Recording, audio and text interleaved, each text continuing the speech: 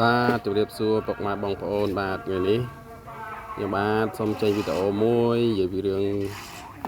សំណង់ពុកម៉ែបងប្អូនណាបាទហើយយើងចាក់សសរបាទឥឡូវនេះកំពុងតែចាក់សសរពុកម៉ែបងប្អូនណាបាទសូមធ្វើវីដេអូចែកជូនទៅដល់ពុកម៉ែបងប្អូនមើលបាទ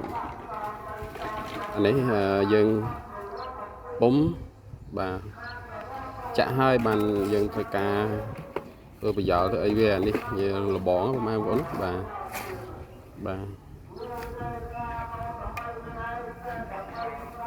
នេះយើងឃើញថាក្រោយពីចូលឆ្នាំហើយពុកម៉ែបងប្អូន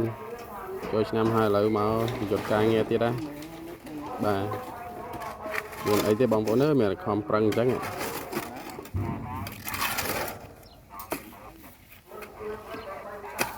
បាទហើយឥដ្ឋដែលយើងត្រូវរៀបលបងហ្នឹងគឺរៀបឥដ្ឋនឹងឥដ្ឋចាក់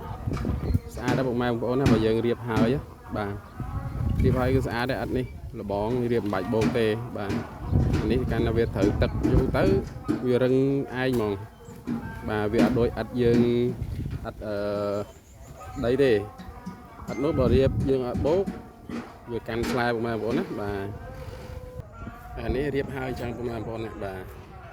រៀបហើយអញ្ចឹងគឺស្អាតបាទហើយមានសំណាញ់1ម៉ែត្រពីលើវាឃើញទេពុកម៉ែបងប្អូនបាទការចាប់ជ្រុងចាប់អីអញ្ចឹងទៅវាបានស្អាតបាទម្ចាស់ក៏គាត់ទទួលយកបានដែរបាទគាត់ទទួលយកបានទឹកដៃយើងល្អតម្លៃក៏វាសមរម្យបាទគឺពុកម៉ែបងប្អូនអាចទទួលយកបានធ្វើតាក់ទងមកពុកម៉ែបងប្អូនណាបាទពីការងារអញ្ចឹងពុកម៉ែបងប្អូនណាវាការចាក់សសរគឺតែមានថ្មមានខ្សាច់អីត្រឹមត្រូវទាំងអស់មិនមែនតែយើងចេះតែធ្វើថាដឹងលបងម៉ូតអីធ្វើមិនមានថ្មអត់ចាក់សសរហ្នឹងបាទ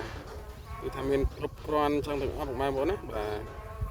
អានេះបេតុងដែលយើងលាយបាទយើងលាយក៏ទៅមានថ្មមានអីចឹងណាពុកម៉ែបងប្អូនបាទយើងមិនមែនថាចេះតែលាយអត់មានថ្មអត់អីឃើញដាក់ថ្មដាក់សាច់ស៊ីម៉ងប្រមាណអីប្រមាណគឺអត់ទេគឺថាលាយគ្រប់ស្តង់ដារបាទគឺថាមកគ្រប់អត់មានខ្លែងបន្លំទេបាទបងប្អូនមើលបាទហើយការធ្វើការ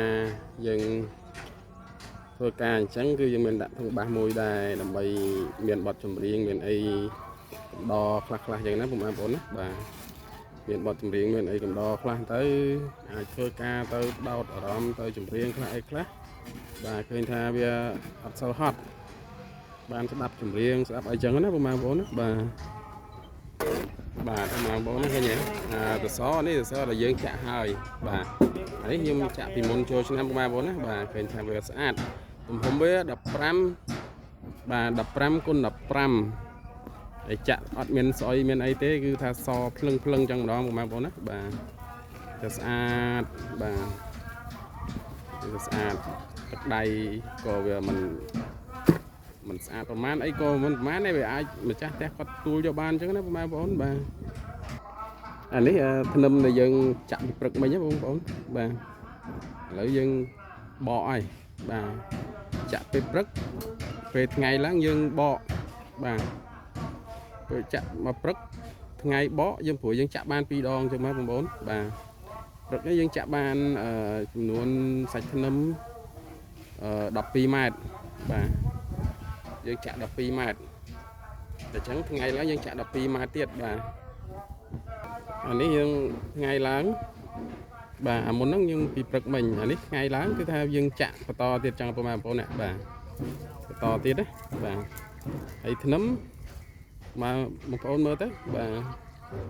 មានដែកមានអីត្រឹមត្រូវចឹងណាបាទវាមាន